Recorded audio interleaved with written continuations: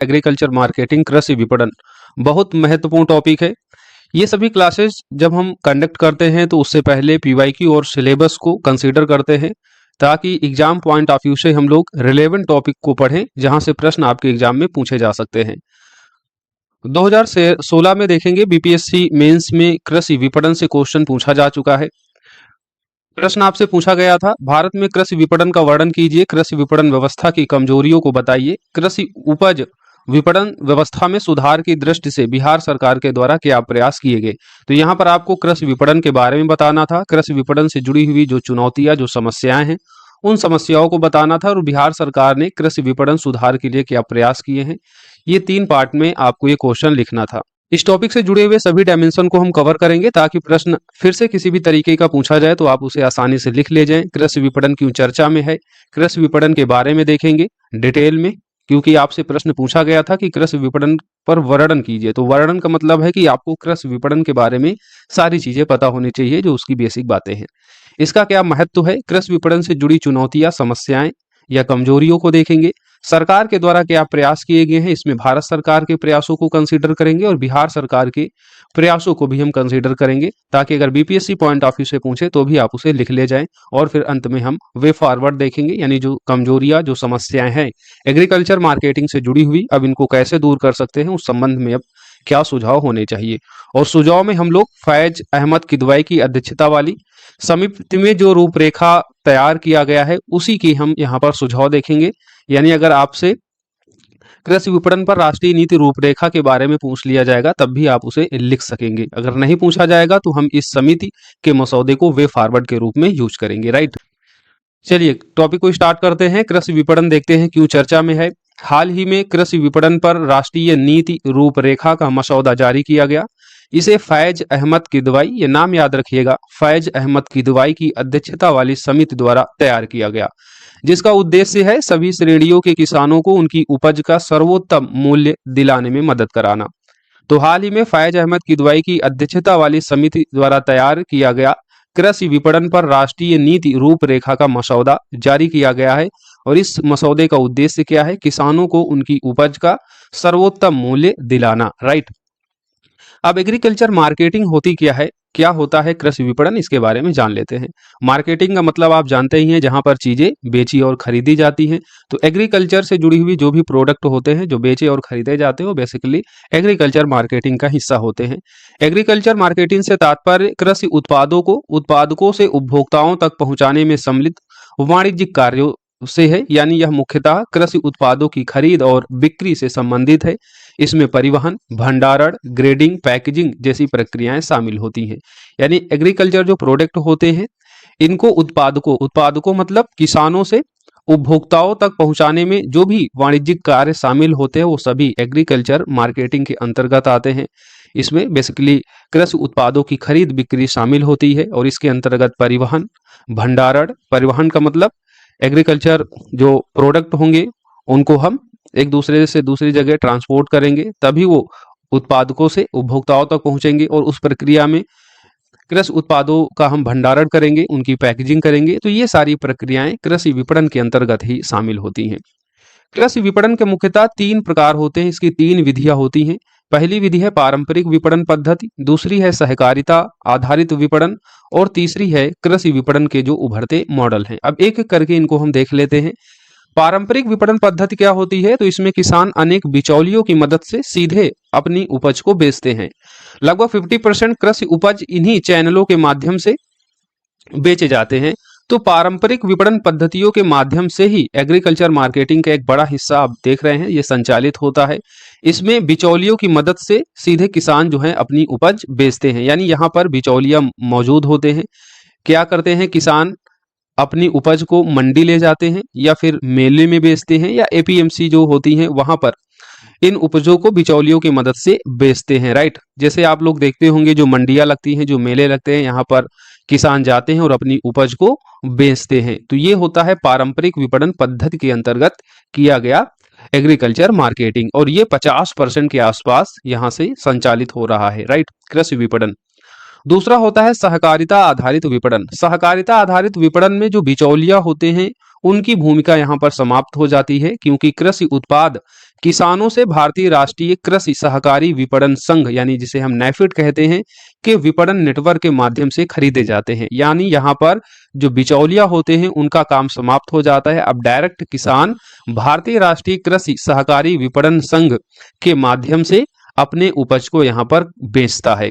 इसे मध्यस्थों की समस्या समाप्त हो जाती है। कुछ सहकारी विपणन मॉडल के उदाहरण हैं जैसे आनंद पैटर्न कोऑपरेटिव, केरल बागवानी विकास कार्यक्रम आदि कुछ सहकारिता आधारित विपणन के मॉडल हैं। क्योंकि जो पहला पारंपरिक विपणन पद्धति है यहाँ पर बिचौलिया आने की वजह से किसानों को जो है बेहतर लाभ नहीं मिल पाता है, इसलिए ये दूसरा सहकारिता आधारित विपणन मॉडल है जहां पर बिचौलियों की भूमिका समाप्त हो जाती है। डायरेक्ट किसानों से भारतीय राष्ट्रीय कृषि सहकारी विपणन संघ के विपणन नेटवर्क के माध्यम से उनकी उपज को खरीद लिया जाता है। तीसरा इसका अगर मॉडल देखेंगे तो कृषि विपणन के कुछ उभरते मॉडल हैं जैसे राष्ट्रीय कृषि बाजार, जिसे शॉर्ट फॉर्म में हम ई नाम के नाम से जानते हैं। यह Akhil Bharatiya electronic trading portal है जो कृषिगत उत्पादों का एकीकृत राष्ट्रीय बाजार तैयार करने के लिए एपीएमसी मंडियों को जोड़ता है। यहाँ पर एपीएमसी जो मंडियां होती हैं उनको इलेक्ट्रॉनिक ट्रेडिंग पोर्टल के माध्यम से जोड़ा जाता है, यानी एक एकीकृत राष्ट्रीय बाजार को ये इनाम के द्वारा तैयार किया जा रहा है ताकि किसान जो है पूरे देश की बाजारों से जुड़कर अपने उत्पाद को कहीं भी बेच सकते हैं बेहतर जहां पर उनको मूल्य मिल रहा हो। दूसरा देखें तो कमोडिटी और वायदा बाजार है जो कृषि विपणन के उभरते मॉडलों में से ये दूसरा इंपॉर्टेंट मॉडल है। यह बाजार के प्रतिभागियों को कीमतों में प्रतिकूल उतार चढ़ाव से उत्पन्न होने वाले जोखिमों से संरक्षण प्रदान करता है। जैसे हम इसमें देखते हैं NSEL national spot exchange limited को यहाँ पर आप उदाहरण के तौर पर यूज कर सकते हैं। NSEL national spot exchange limited जो एक कमोडिटी वायदा बाजार के रूप में काम करता है।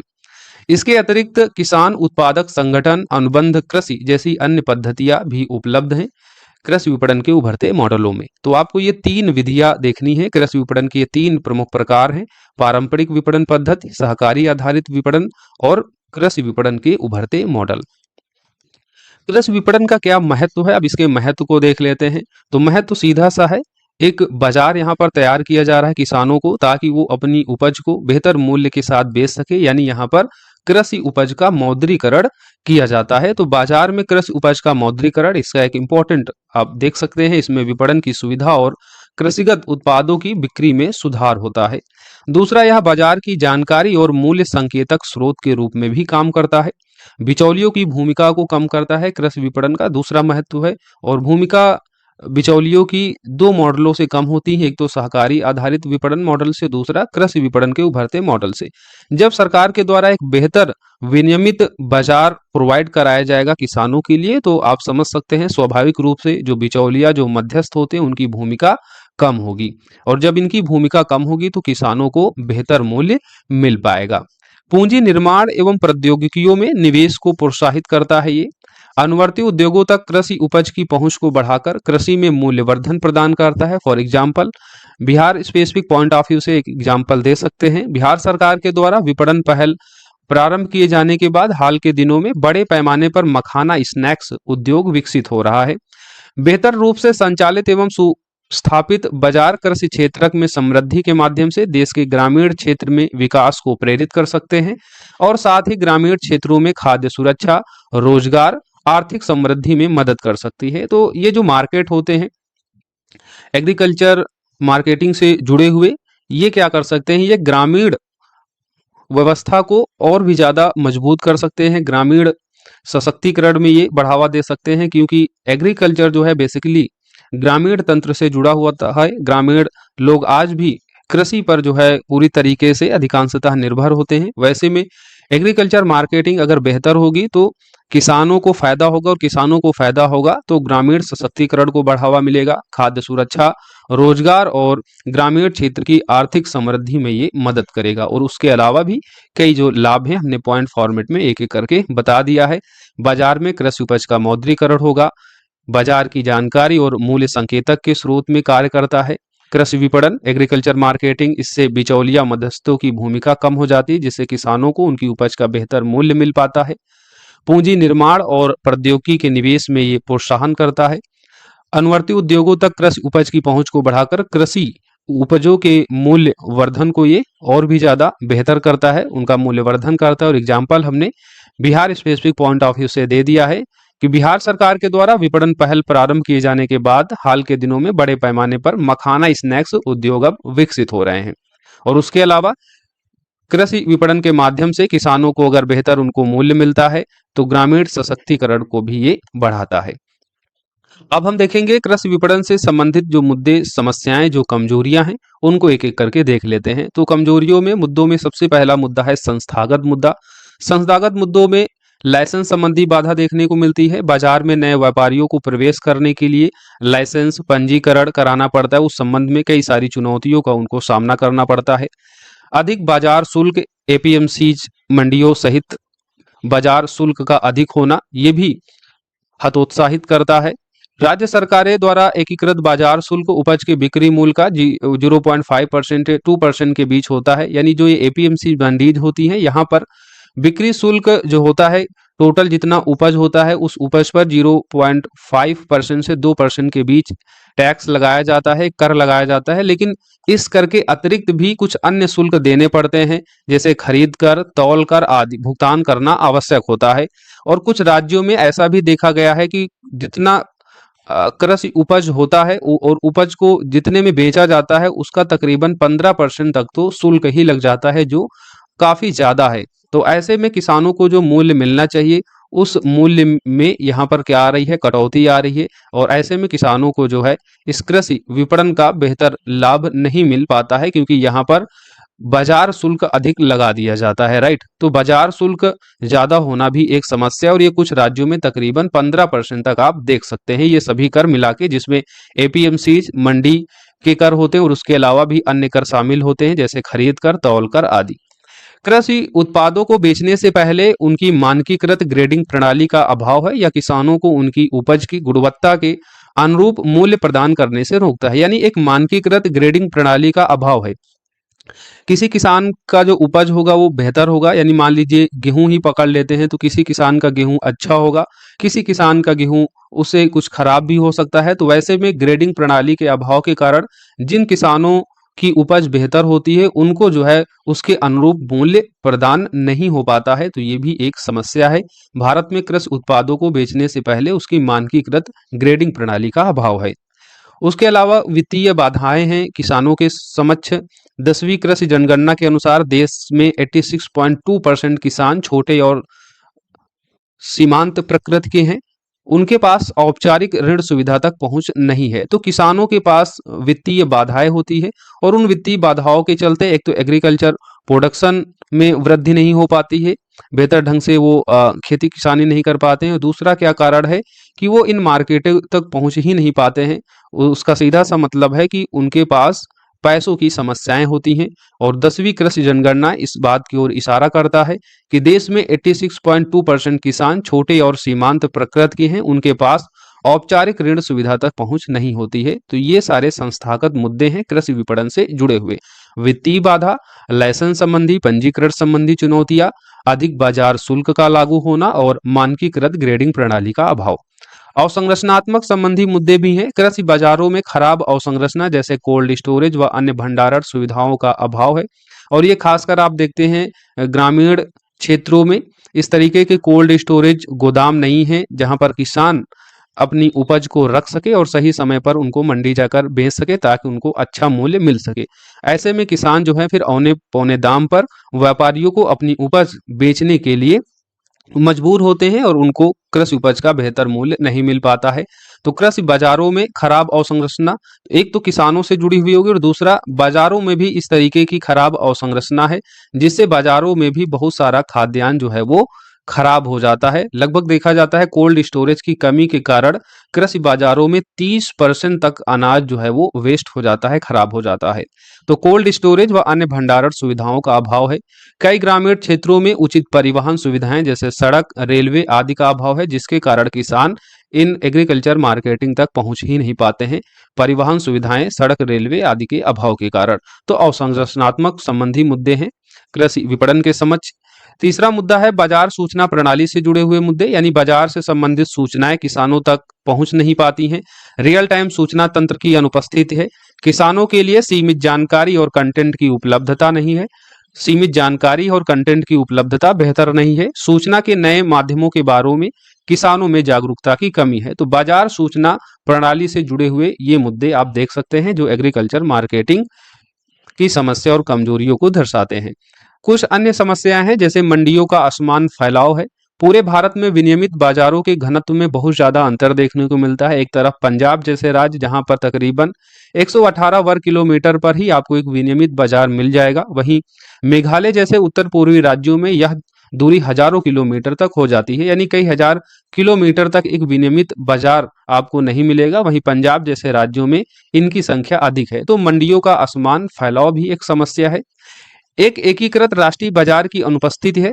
हालांकि एपीएमसी के रूप में एक राष्ट्रीय स्तर का भौतिक बाजार जरूर है, किंतु उसके लिए कोई राष्ट्रीय स्तर का विनियमन नहीं है, क्योंकि कृषि विपणन अनुच्छेद 246 के अंतर्गत 7वीं अनुसूची में राज्य सूची का विषय बन जाता है।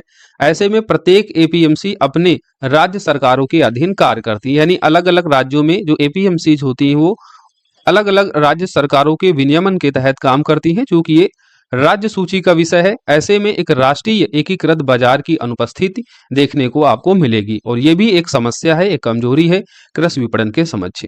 सीमित सार्वजनिक निवेश है, यानी कृषि विपणन के संदर्भ में देखेंगे तो सार्वजनिक निवेश जो है वो बहुत ही कम किया जाता है।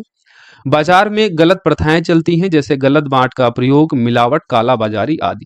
तो ये सभी समस्याएं हैं कृषि विपणन से जुड़ी हुई, जिसमें संस्थागत मुद्दे, अवसंरचना संबंधी मुद्दे, बाजार सूचना प्रणाली से जुड़ी हुई समस्याएं, मंडियों का असमान फैलाव, एक एकीकृत राष्ट्रीय बाजार की अनुपस्थिति, सीमित सार्वजनिक निवेश और बाजार में गलत प्रथाएं आदि शामिल हैं।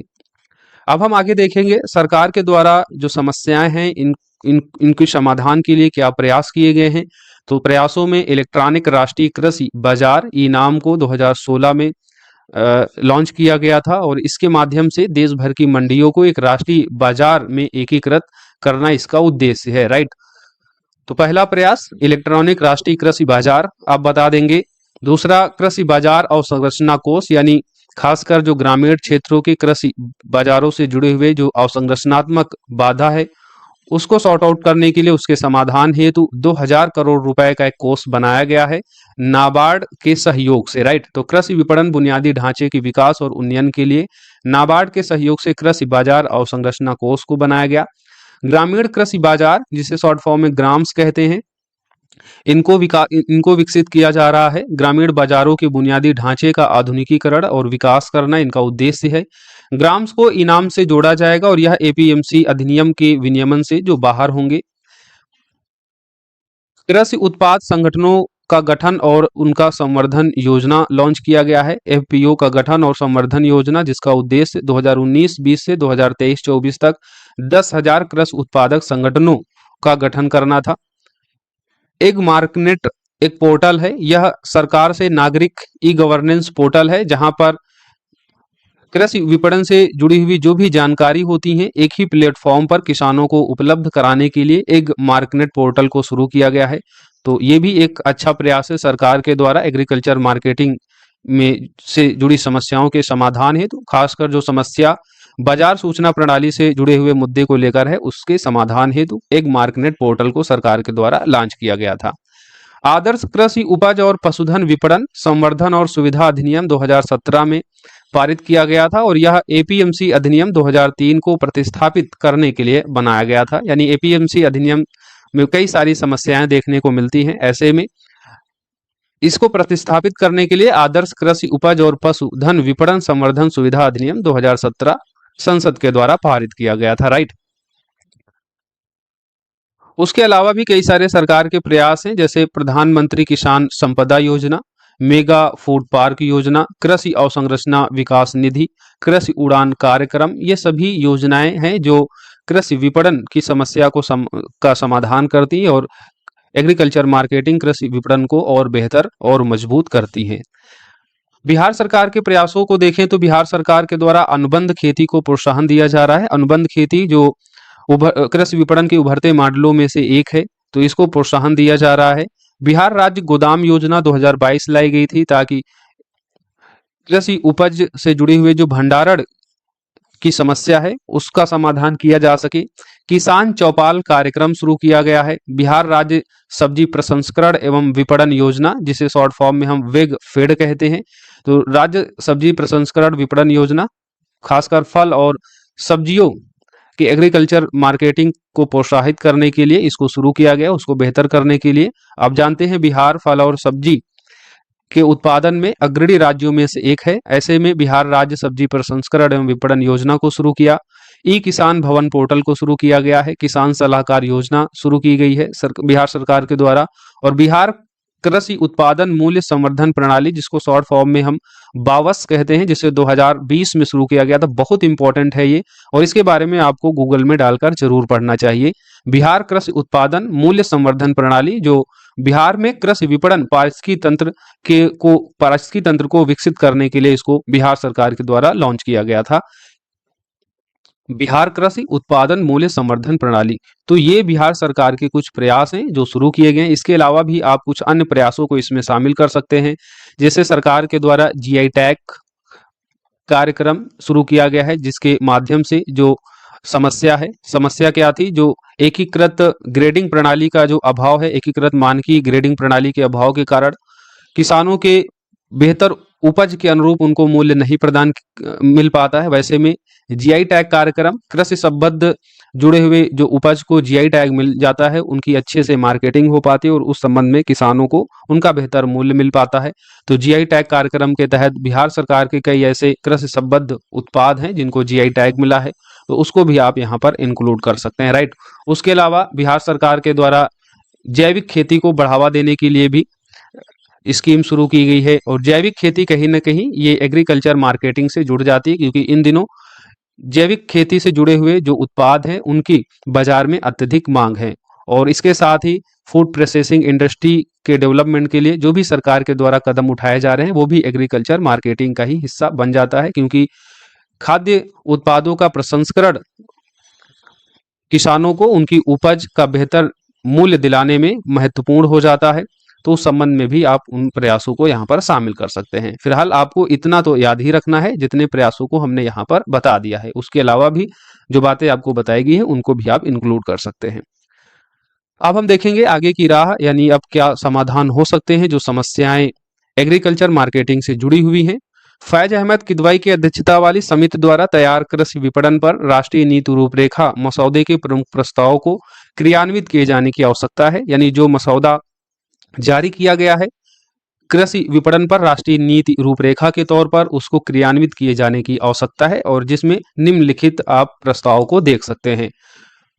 पहला प्रमुख प्रस्ताव इस कृषि विपणन पर राष्ट्रीय नीति रूपरेखा में है एकल लाइसेंसिंग पंजीकरण प्रणाली और एकल शुल्क के माध्यम से कृषि उपज के लिए एकीकृत राष्ट्रीय बाजार की दिशा में आगे बढ़ने के लिए राज्यों के बीच आम सहमति बनाने के लिए राज्य कृषि मंत्रियों को शामिल करते हुए सशक्त कृषि विपणन सुधार समिति की स्थापना की जाएगी। यानी पहली जो समस्या उसमें लाइसेंस संबंधी पंजीकरण से जुड़ी हुई है, उसको सॉर्ट आउट करने के लिए एक एकीकृत राष्ट्रीय बाजार बने, ताकि जो अत्यधिक बाजार शुल्क लगता है उसकी समस्या का समाधान किया जा सके। और ऐसे में चूंकि कृषि विपणन एक राज्य सूची का विषय है, इसलिए सभी राज्यों के बीच आम सहमति बनाने के लिए राज्य कृषि मंत्रियों को शामिल करते हुए सशक्त कृषि विपणन सुधार समिति की स्थापना किए जाने का इसमें प्रस्ताव किया गया है।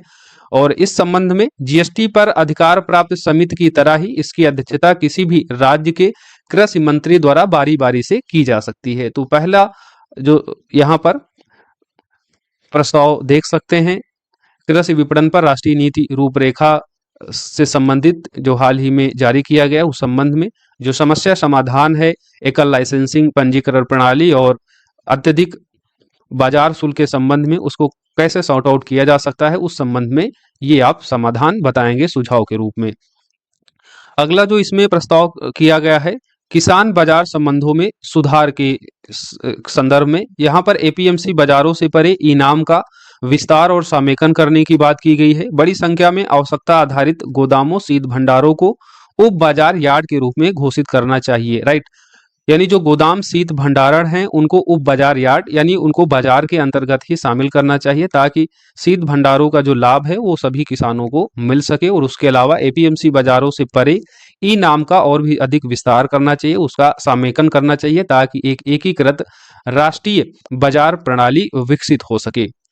कृषि बाजार समिति में सुधार करने की बात की गई है। इसमें एपीएमसी को अत्यधिक बाजार शुल्क और अन्य शुल्क लगाने की बजाय नई कृषि उपज को अधिसूचित करके खाद्य प्रसंस्करण गतिविधियों को बढ़ावा देकर अपनी आय में सुधार करने के लिए प्रोत्साहित करना चाहिए। यानी जो एपीएमसी में अत्यधिक बाजार शुल्क लगाए जाते हैं, उन बाजार शुल्क को लगाने की बजाय एपीएमसीज को नई कृषि उपजों को अधिसूचित करना चाहिए और खाद्य प्रसंस्करण गतिविधियों को बढ़ावा देकर अपनी आय में सुधार करने के संबंध में प्रोत्साहित करना चाहिए।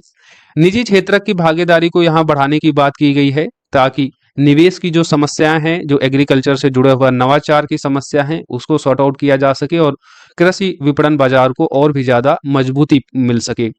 निजी क्षेत्र की भागीदारी के साथ एआई यानी आर्टिफिशियल इंटेलिजेंस, ब्लॉकचेन प्रौद्योगिकी आदि का उपयोग करके मूल्य श्रृंखला केंद्रित बुनियादी ढांचे को मजबूत करना चाहिए। यानी एग्रीकल्चर मार्केटिंग से जुड़ी समस्याओं को यहाँ पर तकनीक के मदद से जो है समाधान करना चाहिए, क्योंकि तकनीक का निवेश काफी महंगा होता है, इसलिए निजी क्षेत्र की भागीदारी को यहाँ बढ़ावा देने की बात की गई है। निजी क्षेत्र की भागीदारी के साथ कृत्रिम बुद्धिमत्ता, ब्लॉकचेन प्रौद्योगिकी आदि का उपयोग करके मूल्य श्रृंखला केंद्रित बुनियादी ढांचे को मजबूत करना चाहिए। तकनीक का प्रयोग करके कृषि व्यापार को और आसान बनाना चाहिए। किसान को बुआई के समय ही निश्चित आय उपलब्ध कराने के लिए मूल्य बीमा योजना को शुरू किया जाना चाहिए। तो ये सभी इस मसौदे में प्रस्ताव रखे गए हैं। अब वे फॉरवर्ड के रूप में आप यही बताएंगे कि फैज अहमद किदवई की अध्यक्षता वाली समिति द्वारा तैयार कृषि विपणन पर राष्ट्रीय नीति रूपरेखा मसौदे के प्रमुख प्रस्तावों को क्रियान्वित किए जाने की आवश्यकता है। यानी जो प्रस्ताव, जो सुझाव यहाँ पर दिए गए हैं, उनको जो है इम्प्लीमेंट करने की आवश्यकता है, ताकि कृषि विपणन से जुड़ी हुई जो समस्याएं हैं उनका समाधान किया जा सके। इस तरीके से इस टॉपिक के हमने सभी डायमेंशन को एक एक करके कवर किया है। आई होप अब जो प्रश्न पीछे पूछा जा चुका है उसका उत्तर आप बहुत ही आसानी से लिख पाएंगे। कृषि विपणन का आप वर्णन कर देंगे, कृषि विपणन क्या होता है, उसके क्या प्रकार हैं, उसको आप यहाँ बताएंगे। उसके बाद कृषि विपणन व्यवस्था की कमजोरियों को बता देंगे। हमने कमजोरियों को, समस्याओं को, चुनौतियों को डिटेल में डिस्कस किया है। फिर कृषि उपज विपणन व्यवस्था में सुधार की दृष्टि से हमने बिहार सरकार के प्रयासों को भी शामिल किया है। तो आपको अब ये प्रश्न लिखने में किसी भी तरीके की असुविधा नहीं होगी। सार्वजनिक वितरण प्रणाली, public distribution system, important topic है। प्रश्न यहाँ से पूछे गए हैं और आगे भी इनके पूछे जाने की हमेशा प्रोबेबिलिटी रहती है। छोटा सा टॉपिक है, इसको हम लोग जल्दी से पढ़ लेते हैं। सार्वजनिक वितरण प्रणाली पीडीएस सिस्टम क्या है? पीडीएस सिस्टम आप जानते हैं, इसी पीडीएस सिस्टम के तहत बीपीएल और एपीएल परिवार धारकों को राशन दिया जाता है। उपभोक्ता मामले, खाद्य एवं सार्वजनिक वितरण मंत्रालय के तहत स्थापित यह एक भारतीय खाद्य सुरक्षा प्रणाली है, जिसे गरीबों को रियायती कीमतों पर खाद्य और गैर खाद्य वस्तुएं उपलब्ध कराने हेतु विकसित किया गया है।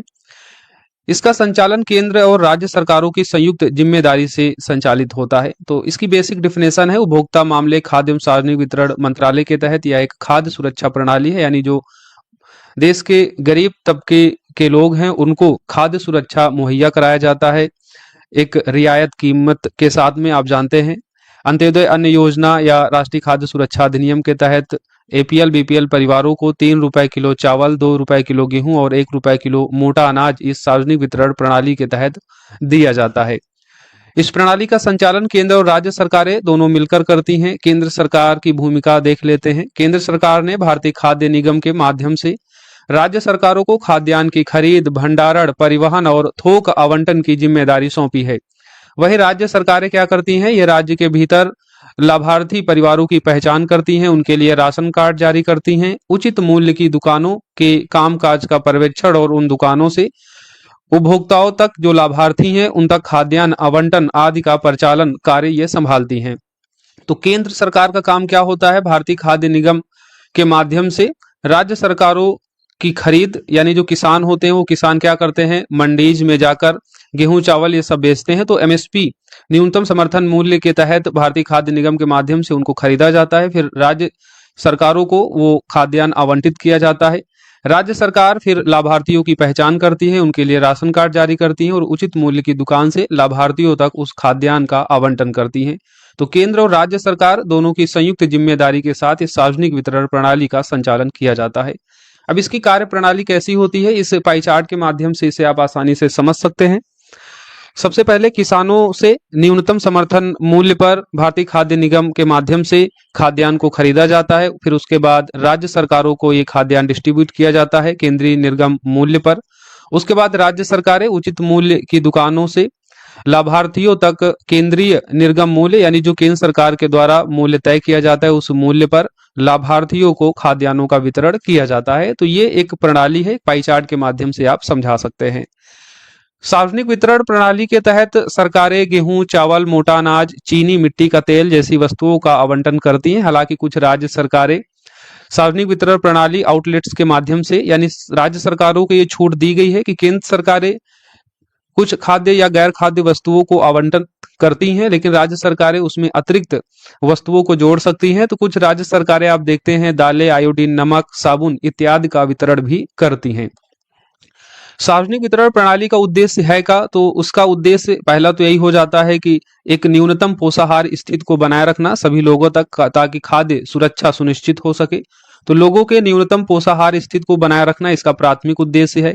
दूसरा उद्देश्य देखें तो कुछ न्यूनतम मात्रा में खाद्यान्न की वहनीय कीमत पर आपूर्ति की गारंटी देकर निम्न आय वर्ग। अब सार्वजनिक वितरण प्रणाली के तहत बिलो पॉवर्टी लाइन और अबव पॉवर्टी लाइन दो तरीके के परिवारों को यहाँ पर शामिल किया जाता है, जो अत्यंत गरीब होते हैं और दो थोड़ा सा गरीबी रेखा से ऊपर होते हैं। यानी आप देखते हैं अलग अलग कलर के कार्ड जारी किए जाते हैं, लाल, पीले, सफेद। तो उन कार्डों के माध्यम से परिवारों को खाद्यान्न मुहैया कराया जाता है। तो कुछ न्यूनतम मात्रा में खाद्यान्न की वहनीय कीमत पर आपूर्ति की गारंटी देकर निम्न आय वर्ग की यहाँ पर रक्षा की जाती है।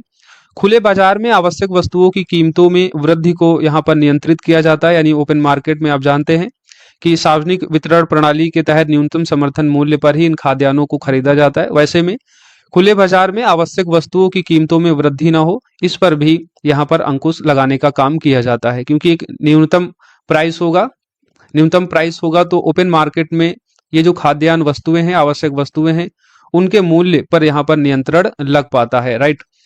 उपभोक्ताओं को कम कीमतों पर और सब्सिडी युक्त कमोडिटी यानी जो आवश्यक वस्तुएं होती हैं उनको प्रदान करना इसका प्राथमिक उद्देश्य बन जाता है। न्यूनतम समर्थन मूल्य पर हमने पहले भी डिस्कस कर लिया है, तो आप लोग अगर उस लेक्चर को देखे होंगे तो सारी चीजें और भी आसानी से यहाँ समझ पा रहे होंगे। जिन्होंने नहीं देखा तो उसे जरूर देखिए, बहुत इंपॉर्टेंट है न्यूनतम समर्थन मूल्य, मिनिमम सपोर्ट प्राइस वाला जो हमने टॉपिक कराया था।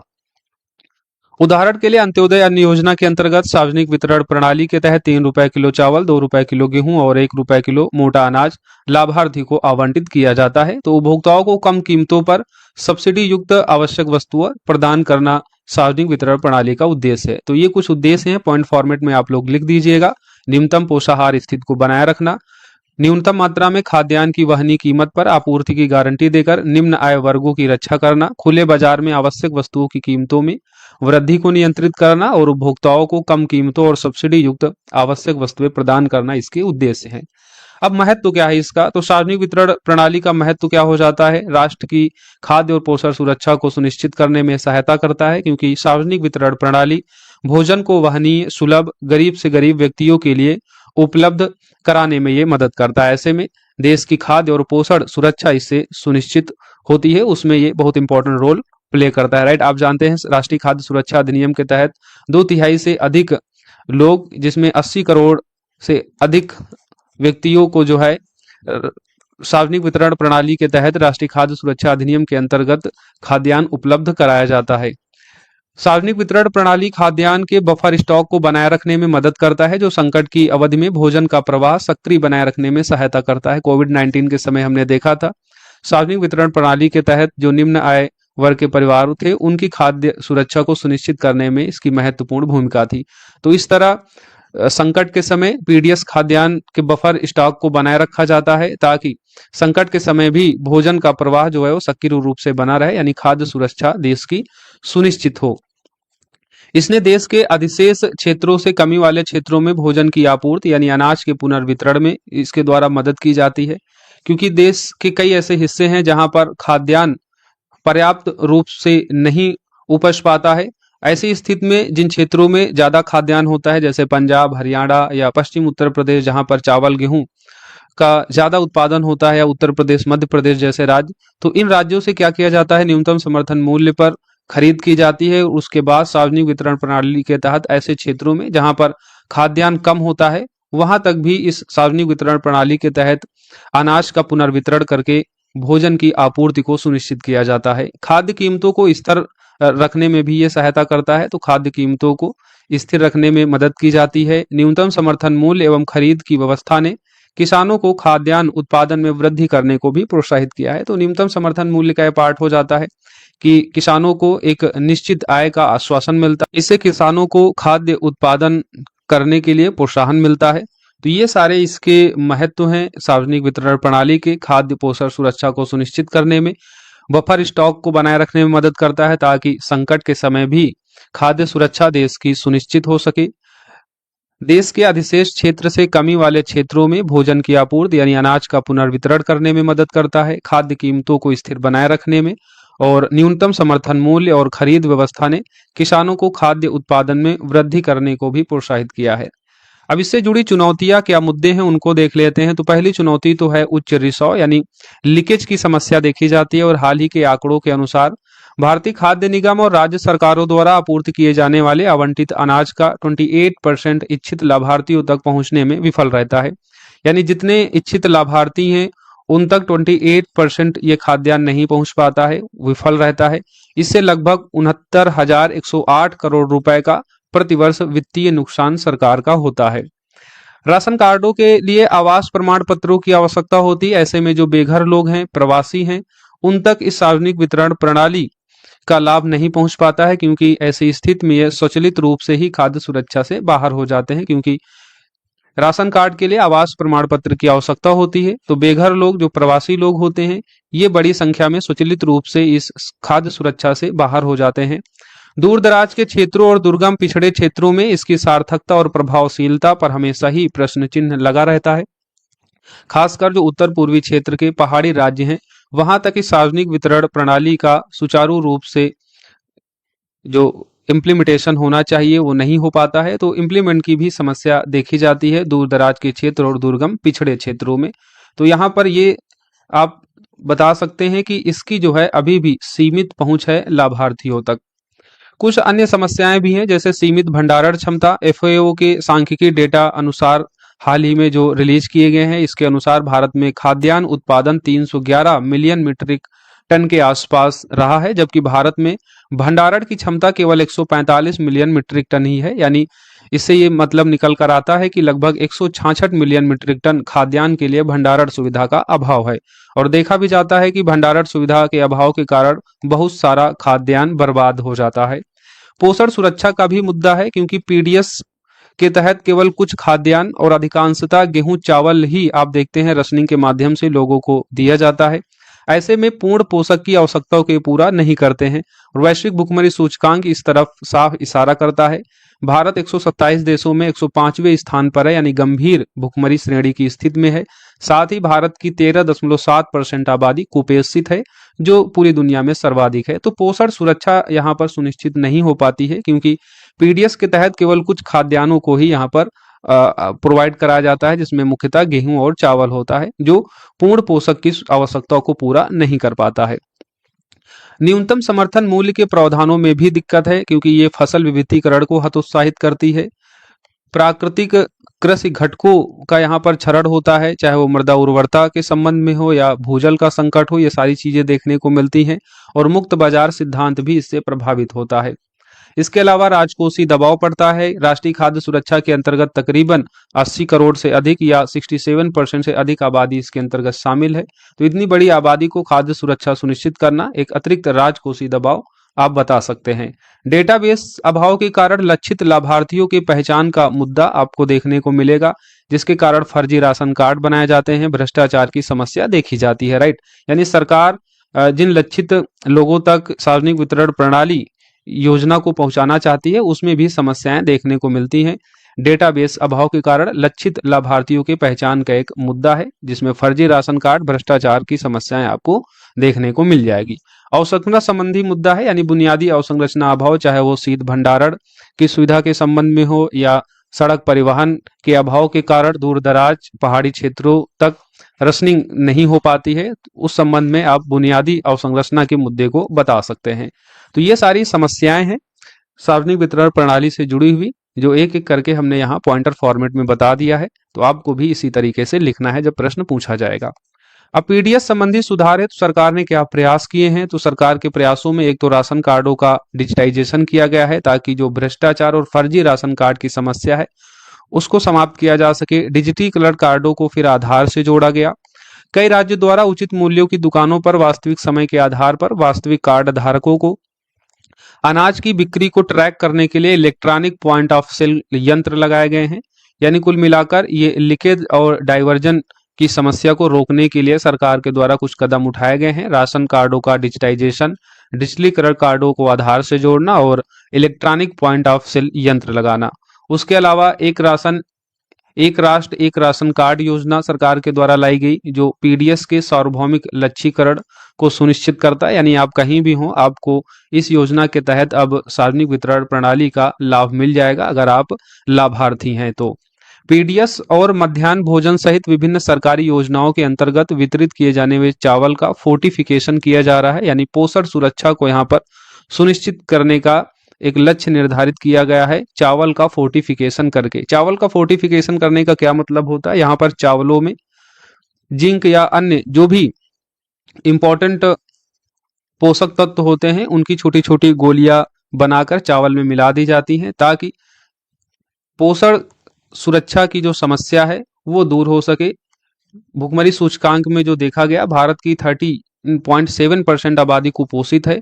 तो इस कुपोषण की सुरक्षा, कुपोषण की समस्या को सुनिश्चित करने के लिए ये काम किया जा रहा है, क्योंकि केवल पेट भरने से ही कुपोषण की समस्या नहीं समाप्त होगी। पेट भरने के साथ साथ में उसमें इंपॉर्टेंट इंग्रेडिएंट्स होने चाहिए जो खाद्य सुरक्षा के साथ साथ पोषण सुरक्षा को भी सुनिश्चित करे। तो उस संबंध में चावल का फोर्टिफिकेशन किए जाने का काम सरकार के द्वारा किया जा रहा है, चाहे वो पीडीएस या मध्याह्न भोजन सहित विभिन्न सरकारी योजनाओं के अंतर्गत जो भी खाद्यान्न वितरित किया जाता है, खासकर चावल के संबंध में, इसको आप देख सकते हैं। इसके अलावा प्रधानमंत्री किसान संपदा योजना है, इसका आप जिक्र कर सकते हैं, जिसके तहत कृषिगत क्षेत्रों से संबंधित बुनियादी अवसंरचना को विकसित किया जा रहा है, उसमें सुधार किया जा रहा है। अब आगे की राह क्या होनी चाहिए, जो समस्याएं हैं उनके समाधान हेतु क्या सुझाव होने चाहिए, तो उसमें शांता कुमार कमेटी 2015 की सिफारिशों को आप नोट डाउन कर देंगे। पीडीएस में नगद अंतरण की क्रमिक शुरुआत की जानी चाहिए, ऐसा शांता कुमार समिति ने सिफारिश की थी, ताकि लीकेज और डाइवर्जन की समस्या को दूर किया जा सके। लाभार्थी को फूड कूपन दिए जा सकते हैं, जिनके द्वारा वे स्टोर से खाद्यान्न खरीद सकते हैं, और डीलर इन कूपनों को सरकारी खजाने में प्रस्तुत कर प्रतिपूर्ति प्राप्त कर सकता है। यह खाद्यान्न के रिसाव और विपथन यानी लीकेज और डाइवर्जन को रोकने में मदद कर सकता है। यानी सरकार के द्वारा लाभार्थियों को फूड कूपन दिए जाएं, फिर फूड कूपन लेकर वो डीलर की दुकान में जाएं और कूपन देकर जो है अनाज अपने लिए प्राप्त कर लें। फिर डीलर क्या करे, उनको सरकारी खजाने में प्रस्तुत करके अपनी प्रतिपूर्ति ले लें। इससे जो डाइवर्जन और लीकेज की समस्या है वो दूर हो सकती है। लक्षित सार्वजनिक वितरण प्रणाली का विस्तार किया जाना चाहिए, यानी इसमें दिव्यांगजन और ट्रांसजेंडर जैसे समुदायों को भी शामिल किया जाना चाहिए, ताकि इसे और अधिक कल्याणकारी बनाया जा सके। पोषण सुरक्षा में सुधार करने हेतु जैव फोर्टिफाइड खाद्य पदार्थों के साथ साथ अन्य खाद्यान्नों को प्रभावी तरीके से शामिल करके पोषण सुरक्षा को सुनिश्चित करना चाहिए। जैव फोर्टिफाइड खाद्य पदार्थों को यहाँ पर इसलिए शामिल किया गया ताकि जो न्यूनतम समर्थन मूल्य के तहत जो कृषि घटकों का ह्रास हो रहा है उसको रोका जा सके, क्योंकि जैव फोर्टिफाइड खाद्य पदार्थ का सीधा सा मतलब है जैव खाद्य पदार्थ जो कि एक संधारणीय कृषि का हिस्सा होता है। इससे पर्यावरण की जो समस्या है एग्रीकल्चर से जुड़ी हुई उसको भी यहाँ सॉर्ट आउट किया जा सकता है, उसका भी यहाँ समाधान हो सकेगा, राइट। तो पोषण सुरक्षा में सुधार करने हेतु जैव फोर्टिफाइड खाद्य पदार्थों के साथ साथ अन्य खाद्यान्नों को प्रभावी तरीके से शामिल करना चाहिए। पीडीएस बुनियादी ढांचे को मजबूत बनाने और राजकोषीय दबाव को कम करने के लिए निजी क्षेत्र की भागीदारी को प्रोत्साहित करना चाहिए, इसको बढ़ावा देना चाहिए। दूर दराज के दुर्गम क्षेत्रों में डिजिटलीकरण और वित्तीय समावेशन को बढ़ाने पर भी ध्यान केंद्रित किया जाना चाहिए, ताकि सार्वजनिक वितरण प्रणाली का लक्षित लाभार्थियों तक उनकी पहुंच सुनिश्चित हो सके, खासकर दूर दराज दुर्गम क्षेत्रों तक जहां जहां अभी भी सार्वजनिक वितरण प्रणाली का लाभ नहीं पहुंच पा रहा है।